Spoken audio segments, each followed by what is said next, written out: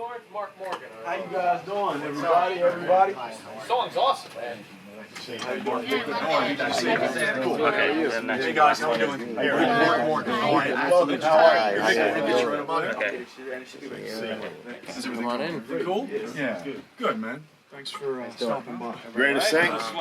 Yeah. Dude, they played the song a minute ago. It sounds awesome. No, I mean, I didn't know that's what you do. No, because a lot of guys sound like, man. Yeah, right? So we're going to talk a lot about that. Cool? A quick picture first No. for our Twitter. In my life and time, sung a lot of songs. I made some bad rhymes. I've acted out my life in stages with 10,000 people watching. But we're alone now, and I'm singing this song to you. Wake up with the latest from across the NBA. This is the starting lineup on Sirius XM NBA Radio. Sirius 207, XM 86, and the Sirius. Now we're getting somewhere. Welcome back to the starting lineup. Mark Morgan along with Mitch Lawrence. That voice is the voice of Victor Oladipo. Victor, good to see you, man. How you guys doing? Doing great. We're doing good. Yeah. I know you're thought of as Pacers guard, but dude, that sounds unbelievable. So, because when you hear, that's your voice. Because when you hear athletes say, "Hey, I do the music thing," a lot of guys don't sound that good. I mean, that sounds great. Am I on an island? I'm one of the few people who's shocked by that. Because, dude, you sound really good. What's the background there? What's the song? Kind of fill us in. A song for you. It comes from Donny Hathaway, who's one of my favorites. I just love his storytelling and his music. And I just felt like to pay tribute and homage to him, I would remake his song, not the whole thing, Right. but put a little twist on it at the end, my version of my story. You know what I mean? And I've been singing since I was 5 years old, man. Since I was a little kid, my mom made me sing in church, and it was always something about music that kind of just made me feel better. I could listen to music, and no matter what the situation may be, I could feel good about it. So it was, I fell in love with it. You know what I mean? It was basketball and music. I mean, everything's so intertwined now. You listen to music before you play basketball or during or everything like that, and it's all a connection, man. And I have a gift, and I wanted to share it, so I shared it. And who do you listen to these days? Who do you like to listen to in terms of music? A little bit of everybody. One thing, if anybody who knows me is they know that I kind of venture out everywhere. So I listen to country, pop, I listen to gospel, I listen to Christian music, I listen to R&B, I listen to rap.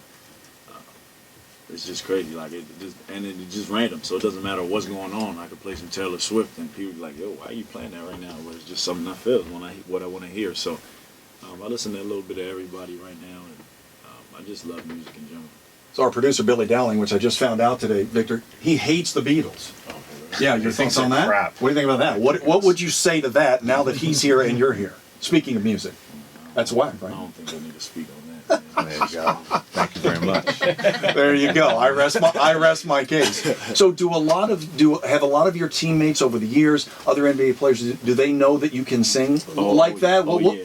Wait, why are you smiling? Because it's funny because last year with the Thunder, those guys, man, they just were so open to it. You know what I mean? They used to sing with me. I used to have a whole team singing. Westbrook. Wait, can Russ tell us that Westbrook can't sing? Yeah, can he? he can hold a tune. Can he? Really? Yeah. He got some videos out. If you pay attention to him, we got a couple of videos out there, him and us singing and playing around. But so Russ is all good then. When they hear you sing, what are they? Audition. When people hear you sing, players, what are their reactions? Yeah, a lot of them are shocked. A lot of them are shocked at first, but it's getting around to the league now, so a lot of guys know. So it's pretty cool though. Have you ever done the anthem for a game? I will one day though. Would you? It's got to be for the right situation at the right time. So Okay, all right. That'd be awesome. And it seems like you just mentioned you're all over the map musically in terms of your taste and maybe not your influences, but you seem kind of old school to me in terms definitely. of like the R&B thing, or more of an old soul Motown thing. Is that close to kind of what your main vibe is? Yeah, definitely. I'm an old soul. You know, a lot of people say that I'm an old soul, especially when it comes to this music. And I think back then, back in the day, they used to just tell stories, man. They used to really talk about love and romance and situations they might be in, heartbreak and things like that. And I kind of that's my memo. That's how I go about things, and I can relate to it. So I love singing. And after your basketball days are over, I'm sure you'll be still doing this music thing. Where do you want to go with this? Yeah, definitely. Who knows? We'll see how it goes. But right now, I'm just enjoying myself, enjoying the process, and enjoying the ride. I'm looking forward to the season, man. I think that's what I'm most excited about, because I've been working so hard this off season, and the opportunity that lies ahead, and going back home to Indiana. So it's going to be a great experience. Yeah, let's talk about that now as we pivot. You are beloved in the state of Indiana.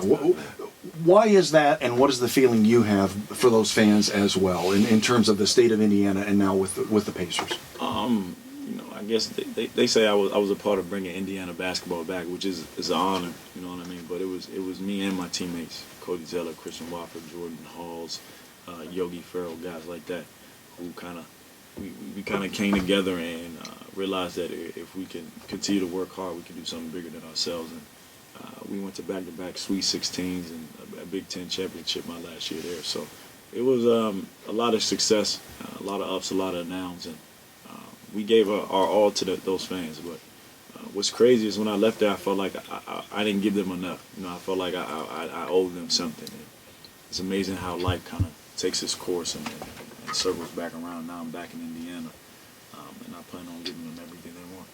And you probably have, you know, for people who've been traded, you want to prove to people, hey, you shouldn't have traded me. You've got a lot probably riding this year on that, right? Yeah. I'm looking forward to it. You know what I mean? I'm a firm believer in everything happens for a reason. You know, a lot of guys are counting me out. A lot of guys don't believe in me, but it's fine. You know, that's a part of life.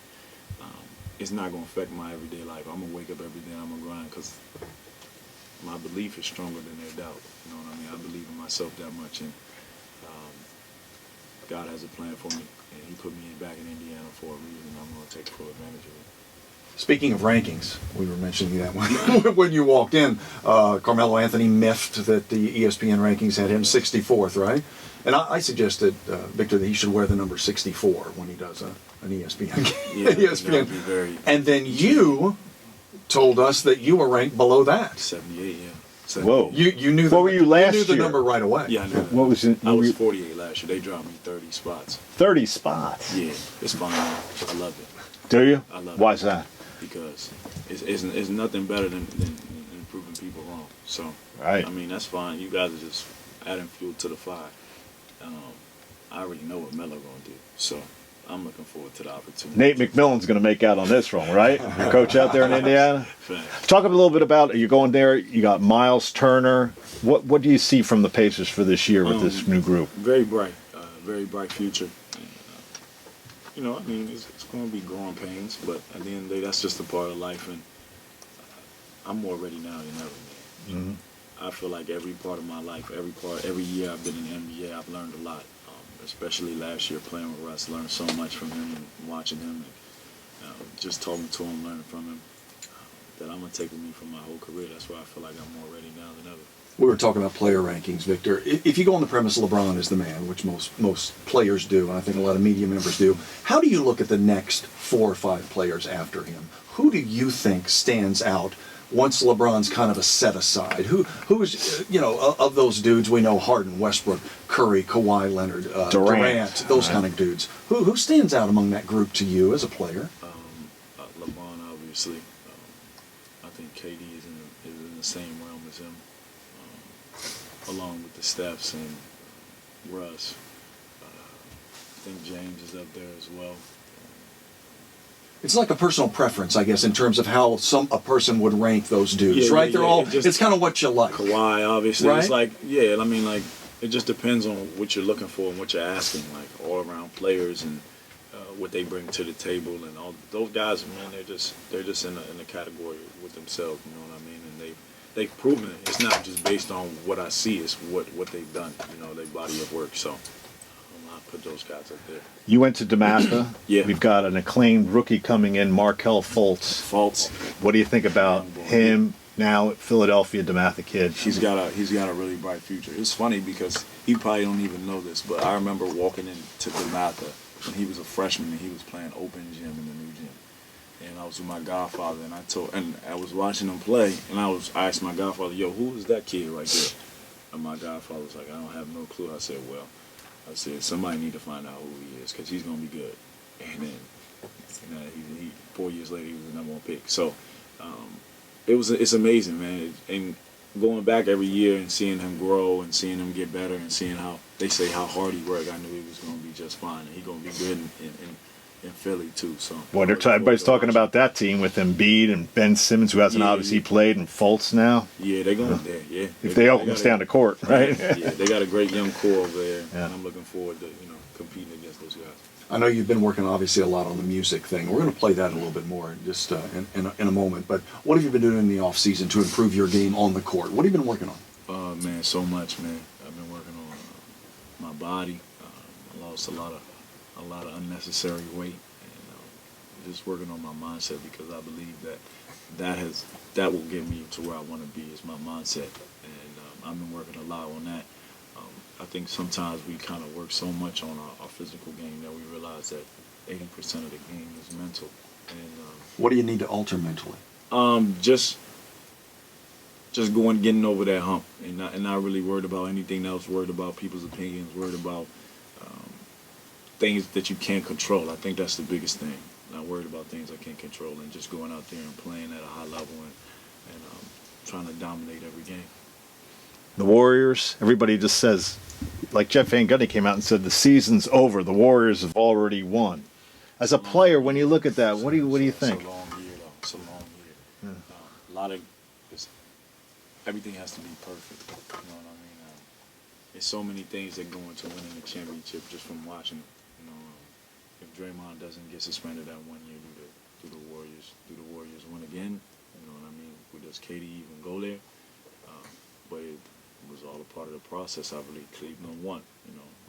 The year before that, LeBron didn't have Kyrie. I think people got hurt.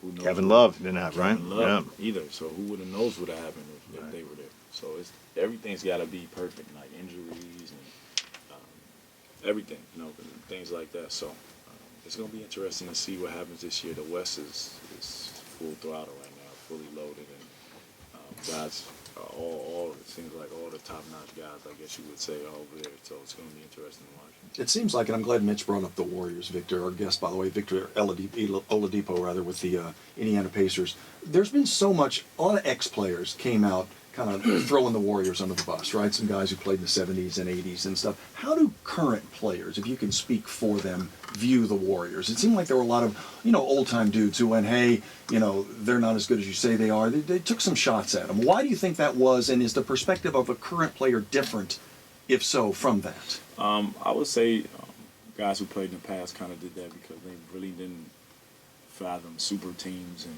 guys going to join other all-stars and things like that. They kind of just went with what they had and went and competed. I just think right now it just depends who you are, how you feel about the subject. And at the end of the day, you can't do nothing about it. So, guys, I remember Isaiah Thomas came out in his player tribune and said, he was hurt by the trade, when he went from Boston to Cleveland. Right. He felt a certain way, and he brought up the whole KD thing and guys leaving and joining other players. And he said you can't really get mad at KD for doing what he thought was best for himself. You know what I mean? If it was vice versa and he got traded, he has no control over that. It doesn't really matter how he feels or what relationships he built or anything like that. So at the end of the day, guys right now, I think they're just doing what's best for them and what they think is necessary to continue their legacy and write their story. You mentioned Isaiah Thomas. A lot of high-profile guys were on the move. Chris Paul, new team. With Paul George. What'd you think about that trade with Boston and Cleveland? These are two teams that met for the Eastern Conference title. You got Kyrie, who's been such a huge part. When you look at that trade, what'd you think? It was unbelievable, man. You know what I mean? It was shocking. I honestly thought Isaiah would never leave Boston. It's a business, man. I guess that's what it's a business, man. And at the end of the day, you got to control what you can control, man. And, Do you think any particular team won that deal? I think they both had benefits, and I think they both gonna be all right. If Isaiah can play, right? He's got the. I'm looking forward to opening night. I heard they played each other the first game. Crazy, right? Man, that's unbelievable. It's amazing how things work, man. He probably won't play Like Isaiah. it was like foretold. We'll see if Isaiah even plays. Yeah. Right. Because right now he's not even like running. He might need surgery. Yeah, That's so- terrible. As far as your Pacers are concerned, where do you see you spoke a bit earlier in this interview about the youth and obviously not necessarily rebuilding but retooling. Where do you see the Pacers fitting in the East? It would appear probably the top 5 teams, if you're honest, are probably kind of solid, but that whole 6, 7, 8 thing is wide open. Yeah. Where do you see your team fitting in? I feel like we could be as good as we really want to. I mean, it's going to take a little bit of time, to build the chemistry and everything like that. But I think we have a great balance of vets. Thaddeus Young, guys like that. And we got Lance, and we got a great balance of young guys like myself and Miles Turner and Glenn Robinson and Corey Joseph and guys like that as well.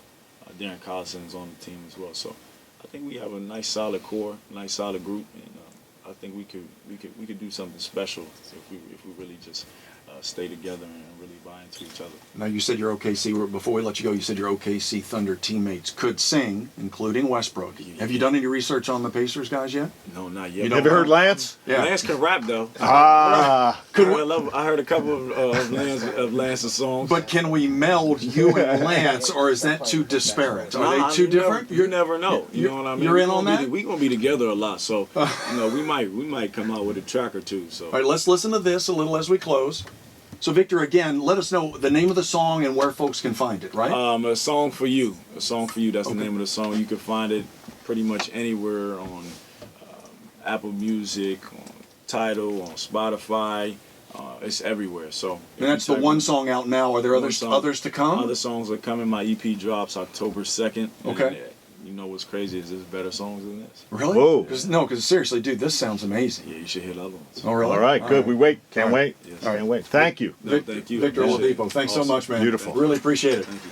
All right, real quick break here on the starting lineup. I'm Mark Morgan along with Mitch Lawrence. We'll be right back. So